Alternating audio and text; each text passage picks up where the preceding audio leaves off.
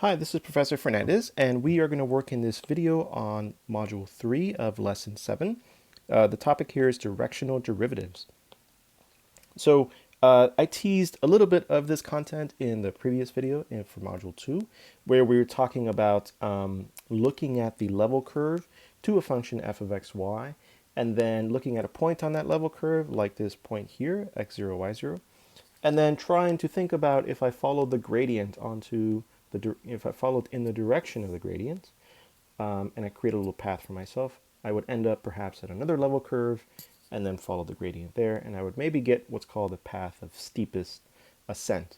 And we will see actually that at the very end of this lesson. I want to generalize this investigation a little bit in this module and instead ask a slightly different question, which is, what is the instantaneous rate of change of the z values, thinking again of z as f of x, y, of the z values in the direction of some vector u. And let's think of u as a unit vector. And we'll think of starting again from a point P on the level curve. Excuse me. So I'm thinking here of trying to get a sense of, for example, picture yourself, walking around a mountain, and I'm trying to answer questions like, if you imagine yourself standing somewhere on a mountain and you look northeast and you want to walk, or whether it's up or down northeast on that mountain, you would like to have some sense of how the elevation is going to change if you start walking northeast. And that's essentially the real world version of the question that we are trying to answer. So here's how we're going to answer it. First of all, we're going to assume that P is a unit vector. All we want u for is to give us the direction that we want to walk in, like northeast or south. We don't want the length of u to somehow factor into our result in the end. So I'm going to assume for the purposes of this derivation that u has components a, b, and it's a unit vector, so it has length 1, which implies that the square root of a squared plus b squared equals 1. Okay, so the next thing I'm going to do is I'm going to pop out this diagram here, and I'm going to create a larger triangle to show you what's going on. So what's going on, we're starting at a point P, which has coordinates x0, y0, on the level curve of f of x y equals c. And we are then going in the direction of u, which we're assuming is a unit vector. And it doesn't really matter, but I'm just going to put it in here that we're going to end up, if you go the full length 1 along u, we're going to end up at this point, x0 plus a, y0 plus b. Excuse me. Now, I could write down the change in the function's values in going from this point to that point. That does not involve calculus. That is just f of where we ended minus f of where we started. Okay? But that's not what I'm after, right? I'm after the instantaneous rate of change. So I've gone a little too far, right? I've gone a whole unit away from P. So by the time I get over here, the mountain's elevation might be drastically different. What I want to know is, before I set foot in my northeast direction, what is the instantaneous rate of change at exactly the point where I'm standing, the point P? So how do I figure that out? Well, I am going to first superimpose here the components of u, which are a and b. And then I'm going to add, I'm going to try to shrink this triangle so that I can eventually take a limit. So rather than going and calculating the change in the function, if I start from this point and I go all the way the length of u, I'm going to go some fraction of that length. Let me just go maybe up to here. And how can I mathematize this? I could say, well, instead of going the entire distance a in the x direction, how about I go a distance ah? And then I'm going to go a distance bh. Okay? And then if I look at this length here, what is this length? Well, by the Pythagorean Theorem, it's the square root of a squared h squared plus b squared h squared. I can factor out the h squared. I'm assuming h is positive.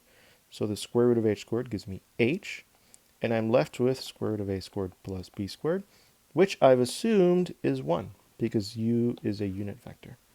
So, conclusion, the hypotenuse length of this triangle is h. That's very interesting. Why? Because now let me calculate a second rate of change. Now this rate of change is going to be from the point P to this point. Again, not all the way 1 unit away from P, but to this point, which is, I know now, h units away from P. So what is that rate of change? Well, that rate of change is f of this new point. This new point is the old one, plus AH in the x direction, plus BH in the y direction. So this is the point I end up at, minus f of the original point P. Okay, so that's how the function f changes. And now, if I want to calculate a rate of change, I want to divide this by h, which is the distance that I've gone away from P. So you can start to see something interesting emerge. This should sort of almost remind you of the limit definition of partial derivatives that we gave, I believe, in the previous lesson, lesson 6. And then now to complete things, if I want the instantaneous rate of change, I would just take the limit as h goes to 0 of this entire expression. So I'm just going to plop it in here. Okay. And that gives me what I'm looking for. That is a new concept, right? And before I give you the name, here's the definition emerging down here. Again, what does this signify? What is this new concept going to give us? It is going to give us the instantaneous rate of change of f in the direction u, over here on the left, in the direction u, and it's going to be per unit, per unit change in the horizontal direction of u, because again, u was a unit vector. So the length of u matters not one bit. So we will be able to say something like, if I'm standing at this point in the mountain and I want to travel northeast, then the elevation is going to change by 5 feet per inch that I travel, or whatever distance measure you're using for traveling in the horizontal direction. So let's talk then about this definition that I promised, this new concept, and here it is. So let f be a function with this domain, and let u, ab, be a unit vector. The directional derivative, so that's the new concept, of f at this point in the direction of u is given by this. This is exactly the limit that we just calculated up here. And the new notation is this notation on the left-hand side. So this is really what is expressing this notion of a directional derivative. So, d for derivative, directional, both. And then the sub here, the subscript, is the vector u. So it's reminding you that unlike some of the other notation we talked about, d1f or dxf being the partial derivative, now we're putting a vector u here. So when you see this notation, d sub vector u f, this is directional derivative, which again means the derivative of the function in the direction u, how the function's z-values change in the direction u, if you travel in the direction u. And then, of course, provided the limit exists. Similar definition holds for functions of 3 variables. U would be a vector with 3 components, and then there'd be a z component here, and there'd be a z sub 0 here. Great, so we've done a lot. So what I want to do next is I want to do an example so that we can see how this works in practice, and then we're going to get some interesting results and some nice properties and applications of this at the end of this lesson. So let me do a quick example here to get you comfortable with this new notion. So let's talk about the function that we are going to see in an example later on in this module. And this is, let's take the function f of xy equals xe to the y. So let's see if we can calculate. I'll just write it down, and then again we'll interpret it. du f of 2, 0 in the direction from the point P equals 2, 0 to the point Q equals 1/2, 2. Excuse me. So again, we are calculating this thing. What is this thing? It is the directional derivative of the function f in the direction, we'll have to figure out what this vector is, starting at the point P, 2, 0, because that's the point we're using to evaluate everything at. One quick thing that I mentioned, which has already come up in the derivation up here. We are always thinking in terms of the directional derivative of u as a vector with two components. You might be wondering, why is that? F of xy, when I plot that, I do it in three space, x, y, z axes. Again, that's the context that we started all of this business. So we were thinking of being on a level curve of the function at a specific points, and then if I move in a specific direction, right, everything is happening, ooh, that should have been a y. Everything is happening in 2 dimensions. So if I move in a specific direction, that's a vector u. U has 2 components. All right, so we're always in this derivation thinking about, again, picture yourself in the mountain, you want to move northeast. That's a direction in the xyz plane. So back to the example. So what do? So the first thing that we need to calculate our directional derivative is we need to have the function f of xy, and then we have to be able to calculate this limit. So as you can see, calculating this limit is going to be a little tricky because of this function. So what I'm going to do is set up some of this calculation and then tease out from that back end a relationship that is going to emerge on the next page. And in the meantime, as an intermediate step, I'll show you some of the technology to see what's going to happen. So in other words, we're going to calculate as much as we can and then get to a point where the math is going to say there must be an easier way, and then the easier way will arrive. Great, so the first thing we would need to do is find the vector u. So from the point P to Q, I would create my vector u as the vector P to Q. And that's going to be the vector 1/2, 2, minus 2, 0. So I subtract that and I get this. This is my vector u. It's not a unit vector, and I really need it to be a unit vector. Again, because I want to see how the functions f of xy changes as I move in the direction of u. I don't want to muddy the waters and somehow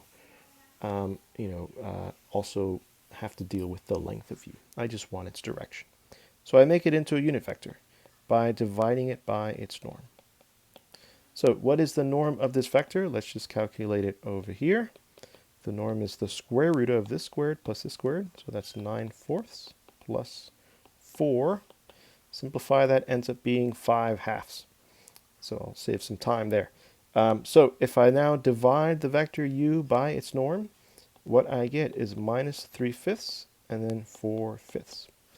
Excuse me. So I now have the unit vector u. Great. Again, if I were going to set up this directional derivative as this limit, I would end up having to calculate some ugly limits. So I don't want to do that. But I do want to show you what it is that I'm going to be calculating, and then show you what we think is going to be the answer, and then go back and actually verify that using a new way to calculate the directional derivative. So with all that in mind, what I'm going to do now is switch to the technology. I have plotted this function, and I will show you along this unit vector, the directional derivative based on everything we've just done, the interpretation of it, has a very specific value. Or we think, we will hypothesize it has a specific value. So first, let me turn on my little cursor here, and I'm going to switch over then to the function. So here is the function, x e to the y, and I'm just going to pan around a little bit so you can see what it looks like. Pretty cool function. And then this is the point that I am trying to calculate the directional derivative at, du f at 2, 0. So I'm going to activate that point, and you see the point up there on the surface. Okay, great. Now, as I mentioned before, all of this started with us considering level curves of the function. So I'm going to shortly move to level curves. But before I do that, the idea that of all this is that this is the point P, and then the point Q, these were the X and Y coordinates, and then this is the Z value, so I'm going to activate the point Q there. So in the example that I have just been working on, effectively we are trying to calculate and understand how the function's Z values change when we're standing at the point here, the red point, and we're going to move in the direction to the black point. So if we're moving in that direction, the directional derivative is going to tell us the instantaneous rate of change, like before we leave, right? So you can see from here, we can already tell one thing. We think that that change is going to be positive, right? Because certainly if I start at the red dot and I'm going to move in the direction of the black dot, the function's values are going to change. This red dot has a value, a z value of 2. This black dot, it's kind of hard to conceptualize what 1/2 e squared is, but you can see that it's clearly at a higher z value. If I just look at the z values here, right? That is definitely up there. So we think that the directional derivative numerical value is going to be positive. And I'm going to say, but wait, there's more. So let's look at the contour plot. So let's generate a contour plot here for the function. Great. And then here you can see that is the red points. I'm now looking at this from the positive z-axis looking down. This is a contour plot. So this is the point that I'm going to start. I want to move in that direction, and then I want to figure out the directional derivative. What I'm going to do now is we had already calculated the unit vector that points from the red dot to the black dot. So I'm going to activate that. There it is. You can see the unit vector is very small, but it's got the right direction. And now notice one thing. So look at all these numbers along the contours. These are the actual z values that the function has. So along this curve here, the z value is 1. Along this curve here, the z value is 2, and so on and so forth. These are the level curves. So notice that we started on this graph at a point on the level curve of the function where the level is 2. So z equals 2 on this curve. And we want to find the directional derivative in the direction of this unit vector. If I travel in the direction of the unit vector, I get to the level curve of z equals 3. So that is 1 unit in z up, one unit positive in the z direction. So we have a little conjecture here. So I'm putting everything on here in the 3 space. So there's my vector u hat, my unit vector, the magenta one in the xy plane. And again, I'm going in this direction, and we normalized it so that it has length 1. And our conjecture from looking at this picture, and I'm going to rotate it here so we see the xy plane and see this again. Our conjecture is, that's pretty much as good as I can get it. Our conjecture is that the directional derivative value is 1. Because it seems like if we start at the red dot and we move exactly this much in this direction, we are going to end up at the contour, which is the z level 3. So that is our conjecture. So what I'm going to do now is I'm going to switch back and say, you know what, we have some sense of what this directional derivative value is. So there must be an easier way to confirm this than to calculate this limit. And that is indeed the case. So I'm going to derive that easy way now using some of the work that we did with tangent planes. So let's go back to this notion that I am calculating in the directional derivative setup the change of the function between these 2 points. I'm starting there, and then I'm dividing this by h, taking a limit. I'm going to view this now in terms of a linear approximation. I'm going to say this is a change in 2 values of the function, which is approximately, using the linear approximation that we had talked about in the earlier parts of this lesson, I believe, fx at the points times the change in the x values. Well, I went from this, or I went from this to this. So that change is ah, plus fy times the change in the y values. I went from this to this. That change is bh. And this is, again, a linear approximation, and the approximation gets better as h gets smaller.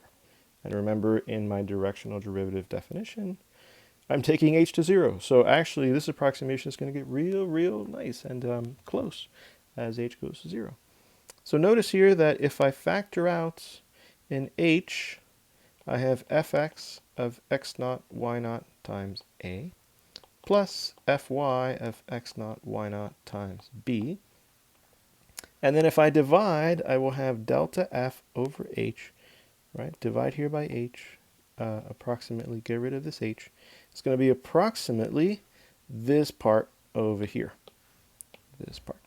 And if you squint, you can see a dot product here. Remember, A, B were the components of my vector u. So this is, and it was a unit vector, so this is u, the vector, dot, and then what is left over? If I throw these two things into a vector, I get the gradient vector. So there again, the gradient vector comes in, it comes in handy, and once again has some important connection to what we're talking about. So what does this all mean? Well, if I then took the limit as h approaches 0, I mean, on the left-hand side, I would get the directional derivative of f at the point x naught, y naught in the direction u. On the right-hand side, keeping in mind that this approximation gets better and better as h tends, or as h gets smaller, because again, h is the change, measures in some sense the change in x and the change in y, then I would expect to get an equality here. So that gets us down to this theorem. So what does it say? It says, suppose that f is a differentiable function of two variables. That's it. Then, conclusion, f is a directional derivative in the direction of any unit vector. And exactly the formula we derived holds. The directional derivative at any point in the direction u is the dot product of the gradient with the vector u. And then, of course, this is just writing out what that dot product looks like. And again, this gets us back to here. So there we are. So this is the example then that I started with. And rather than calculating all those limits, kind of the brute force from the definition, original definition of the directional derivative, now we can do this. We have this nice result. So let's do that. We already saw from the applet that I showed, we think that the directional derivative value for this example is 1. So let's see if we can verify that. I'm just going to transport this u vector over here. So we had already found that u hat is minus 3/5 and 4/5. Great. And now we know that to calculate this directional derivative, I can make use of the gradient. And this makes my life so much easier and so much faster. So let's write down what this formula would be in this case. Dot minus 3/5 and 4/5. And so I need to calculate the partial derivatives and evaluate them at the point 2, 0. So I'm going to do that over here. So f sub x of xy, I'm treating y as a constant, so I'm just thinking of that as a multiplicative factor. I just get e to the y. And then f sub y of x comma y, I'm thinking of x as a multiplicative constant here. So I just get, again, x e to the y. And then when I substitute 2, 0 into these two partial derivatives for this one, since y equals 0, I get 1. And then for this one, y is still 0, and now x is 2, so I get 2. So now I do my dot product here and end up with minus 3/5 plus 8/5. So 5/5. So there's that 1 that we expected. So again, we have now, through this really nice property, this theorem really up here that we just effectively derived, realized that for this function up here, at the point 2, 0, if I head in the direction given by this vector, the instantaneous rate of change of the function is going to be 1. Now, to be fair, in the applet that I just showed, it just happen to be that if you actually move in this direction, in other words, this is a unit vector, its length is 1. If you actually go 1 full unit in that direction, it seemed like we ended up at exactly 1 value up in z. So again, looking here at that, right? It seemed like if we, let me just do that over again. My apologies. Great. So it seemed like if we started at the red point and we moved in the direction of u, the unit vector, then we ended up exactly 1 z value up because that contour has z value 3. So this was a very special case. You know, it certainly helped us to predict that the directional derivative's value should be 1. But as we said, we're calculating an instantaneous rate of change at the point P. So there are other examples which we could come up with where you would not end up 1 z value up, because to do so in this example, in this picture, I'd have to move an entire unit away from, entire length 1 away from the point P. And again, that would not be an instantaneous rate of change. So the fact that we got 1 is something that to some extent we expected, but also this is the verification of that. We actually would want to calculate the directional derivative in some fashion, and from here on out I will suggest you use this method to calculate the directional derivative, and then actually verify that you get 1 for this example. So this is great. We've gotten a method now to calculate directional derivatives that does not involve finding limits. So next thing I'm going to do to finish out the video is tell you about one nice property that follows from this theorem, and then use it very quickly to talk about this steepest ascent and other applications.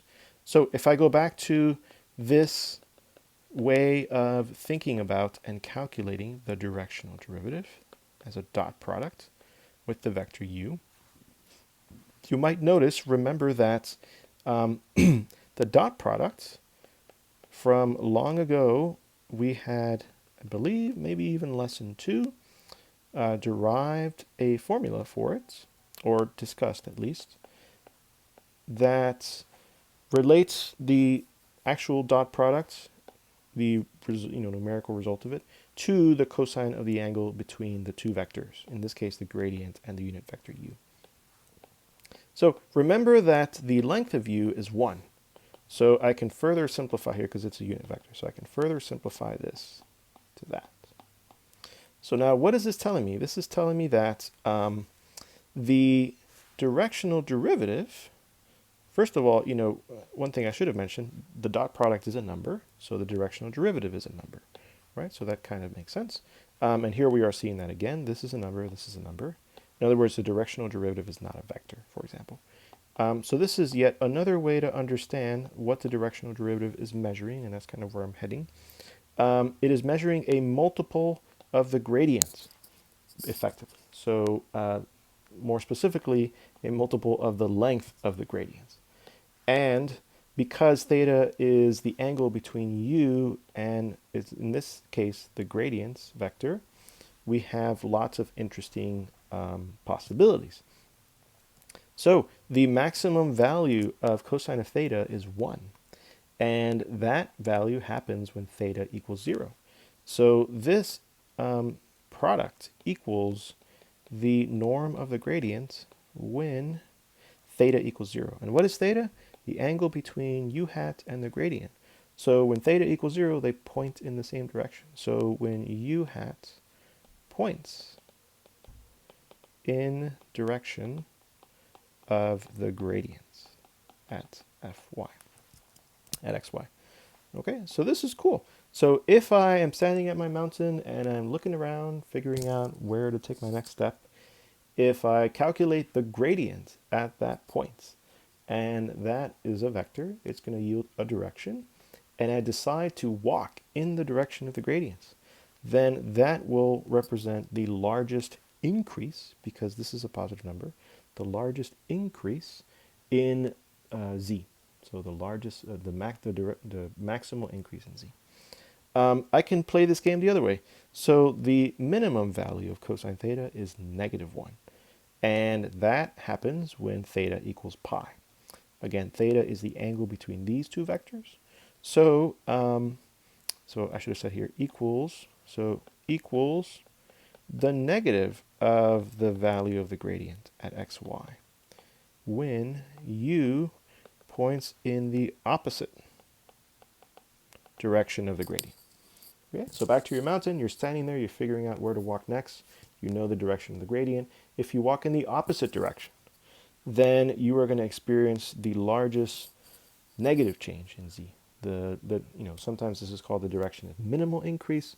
I think that's a bit of a misnomer, but it is the direction in which you get a negative instantaneous rate of change of negative the gradient's length. And then third one, if you think about when cosine is 0, cosine of theta is 0, that happens at theta equals pi over 2. So a third one over here equals 0 when u is orthogonal to the gradient. So back to your mountain, you know which direction the gradient points, where you're at the point that you're standing at, and then you choose an orthogonal direction to that. Then the directional derivative will be 0. You will experience no change in z, no change in the elevation of the mountain. So this leads us to this theorem, which says pretty much exactly what we have just discussed. Suppose z is a differentiable function, and let the point P be AB. The maximum value of the directional derivative is the norm of the gradient, the length of the gradient, and attained when u points in the same direction as the gradient. The direction of maximal increase in z is the gradient.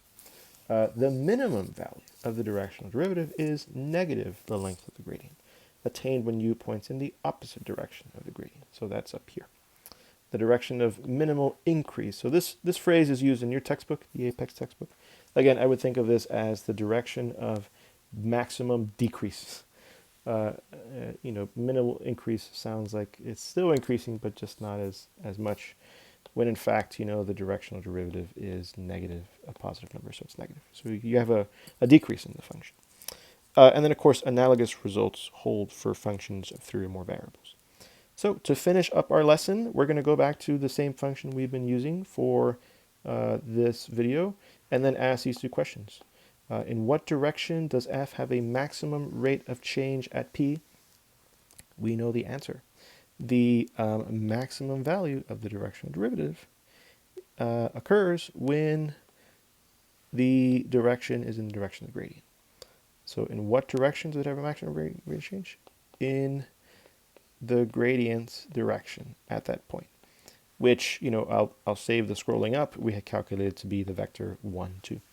And then what is the maximum rate of change there? Well, the maximum value of the directional derivative is the norm of the gradient. So max rate of change at the point 2, 0 is the norm of the gradient there, which is square root of 1 squared plus 2 squared. So that's square root of 5. And then the answers to 2 are essentially the opposite of this. In what direction does it have a minimum rate of change? In the direction that is opposite the gradient at that point. So -1, -2. And then what is the minimum rate of change there? In other words, what's the smallest? I'm trying to stick here to the minimal increase terminology used in the book, but what is the largest decrease is another way of putting it. So minimum rate of change at 2, 0 is, up from our theorem, the negative of the norm of the gradient. So negative of the norm of the gradient at 2, 0. So negative square root of 5.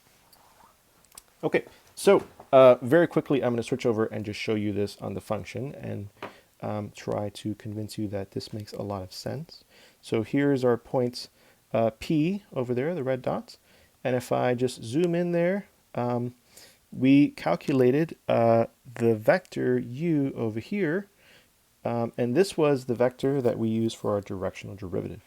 Let me now plot the vector 1, comma 2, which is the gradient vector. So I'm going to plot the vector here, put in 1, comma 2, 1, comma 2, and I'm just going to make the y value 0 because, again, we're thinking of the gradient as a vector in the contour plot, in the level curves. So looking here for, there we go.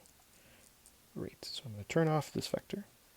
And the initial point of this gradient vector is 2, 0. And then the y value there, I believe, is 2. Yes. So we'll do that. Okay, so this is the direction of the gradients. So if you move at the point P, which is the red point here, in this direction, you will experience the largest increase in the function.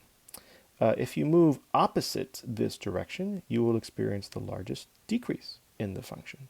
So if I go to the contour plot, sometimes it's easier to see it from there, and you can see again that the gradient is perpendicular to the level curves. We knew that. And if I move in the direction of the gradient, you can see this is the level curve with z value 2. I would be moving toward the level curve with z value 3. And again, remember that if the level curves are closer together, that means the function is changing more rapidly there. So again, the gradient is pointing in the direction of steepest ascent, where we are going to get the largest increase in z. If I move opposite the gradient, you can see that the level curves, as I start here and go this way, start getting further apart from each other. So the function's z values are not changing as rapidly as I go away from that level curve, as I go in that direction. And you can see that again here because, oops, you can see that again here because the function value goes, the graph of the function goes very sharply higher as we move in this direction. And as we move in this direction, they start kind of flattening out. So all of this makes sense with the deductions that we have from the gradient and what we've just seen from the directional derivative. Okay, so to keep the video short, I will not go back and review what we did, but I will make one, what's the word, suggestion, I suppose, that these two theorems you come back to and think a little bit more about them because they are at the same time intuitive and at the same time not intuitive. So, you know, if you can find a way to understand these two theorems sufficiently at a sufficient level of depth, you will have connected a lot of the concepts that we have been talking about. Because look at everything that's involved here.